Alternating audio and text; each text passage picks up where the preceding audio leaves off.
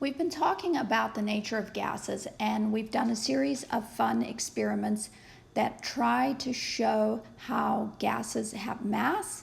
Gas exerts pressure in all directions. We've talked about the kinetic theory of gases, the four postulates of the kinetic theory of gases. Now I want to talk more specifically about gas pressure. If you're using the Pearson chemistry book, this is in chapter 13.1 of the Pearson chemistry book. If you're using a different chemistry book, this would be in any chapter on gases preceding gas laws. Normally those two chapters are separated, so it would be the chapter prior to gas laws. So let's talk about gas pressure. How does the kinetic theory explain gas pressure? All right. Well, gas pressure results from the force exerted by a gas per unit surface area on an object. So we're going to play with balloons a lot, or we have played with balloons a lot. So what keeps that balloon blown up? Well, when you blow a certain mass of air into that balloon, you get pressure on the walls of the container of the balloon.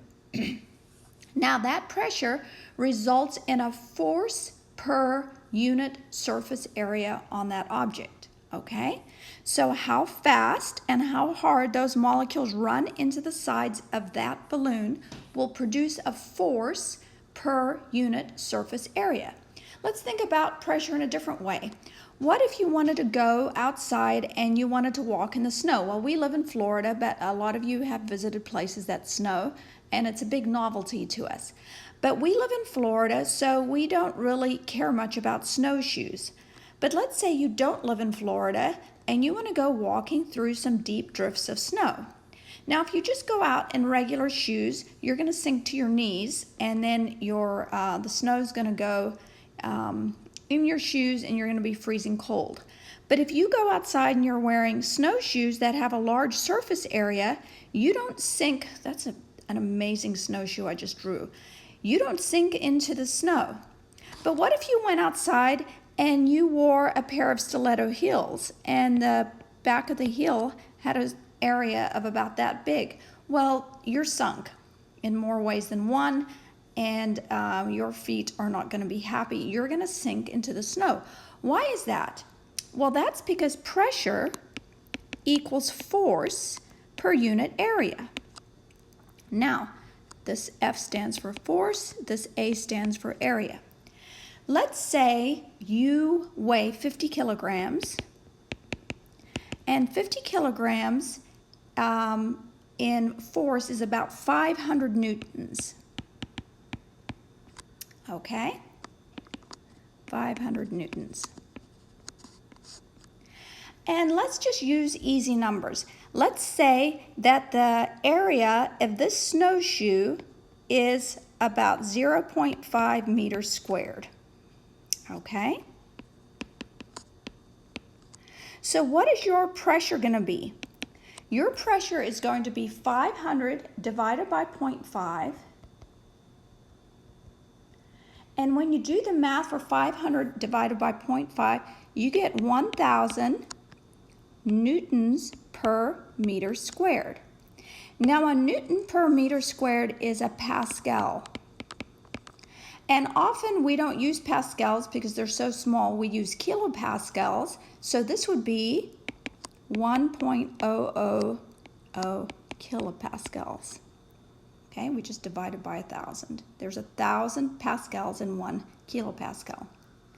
So then you go outside and you're like, nope, I'm going to wear a stiletto heel.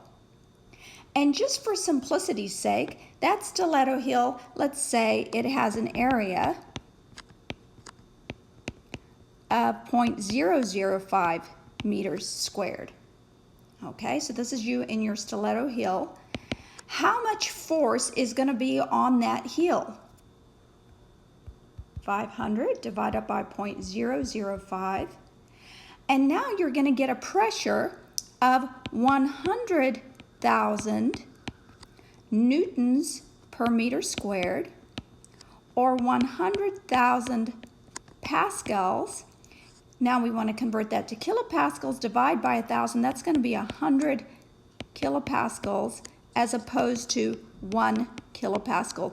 The force on that heel is going to be 100 times greater than the force on that snowshoe, even though you have the same mass. Your mass didn't change, but the area that the force was applied was way, way smaller. This is why when you get a shot, they use the tip of a very sharp needle. Why? Because then that very sharp needle, the force, can go in there and all that force is applied to a very, very small area. We can apply this all over the place, but for now, I just want you to focus on the concept of the snowshoe versus the stiletto heel. And this concept of pressure equals force over area. So let's review quickly. The formula for pressure is pressure equals force over unit area. Force is measured in newtons. Area in meters squared, but you could have square centimeters. It would have been way smarter to measure our stiletto heel in square centimeters, but we wanted to keep our units the same. A newton per meter squared is a pascal.